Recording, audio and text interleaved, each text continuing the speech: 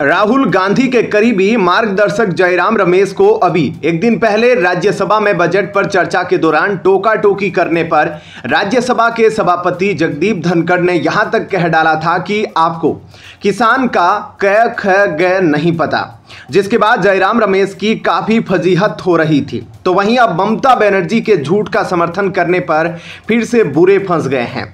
पश्चिमी बंगाल की सीएम ममता बनर्जी को लेकर कांग्रेस में एक बार फिर से अंदरूनी कलह सामने आई है।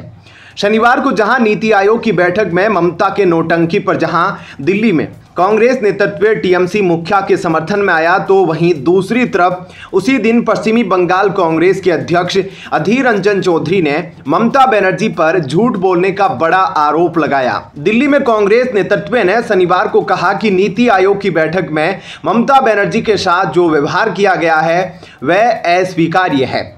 दरअसल ममता बनर्जी ने झूठ आरोप लगाया था कि नीति आयोग की बैठक में उन्हें अपनी बात पूरी करने की अनुमति नहीं दी गई और उनका माइक्रोफोन बंद कर दिया गया। ममता बनर्जी के आरोप लगाने के कुछ देर बाद ही उनका भांडा फूट चुका था कि वो झूठ बोल रही है। फिर भी इस मुद्दे पर कांग्रेस के महासचिव जयराम रमेश ने एक्स पर लिखा, यह सभी भिन्न और असहमत दृष्टिकोणों को दबा देता है, जो एक खुले लोकतंत्र का सार है। इसकी बैठकें एक तमाशा है। आज पश्चिमी बंगाल के मुख्यमंत्री के साथ उनका व्यवहार अस्वीकार्य है। नीति आयोग में अपने संबोधन में गैर जैविक प्रधानमंत्री को यह एहसास हुआ है कि भारत को अंतर्राष्ट्रीय निवेश यानी एफडीआई के लिए अनुकूल नीतियां बनाने की जरूरत है। 10 वर्षों तक उन्होंने वास्तव में भय, छल और धमकी को प्रोत्साहित किया और अब वे उपदेश दे रहे हैं। वहीं दूसरी तरफ अधीर रंजन चौधरी ने शनिवार को कहा कि नीति आयोग की बैठक को लेकर ममता बनर्जी की ओर से किए गए सभी दावे झूठे हैं। अधीर रंजन चौधरी ने शनिवार को राष्ट्रपति द्रौपदी मुर्मू को पत्र लिखकर कहा कि पश्चिमी बंगाल अराजक स्थिति में है और राज्य में कानून व्यवस्था बहाल करने के लिए राष्ट्रपति के हस्तक्षेप की मांग की।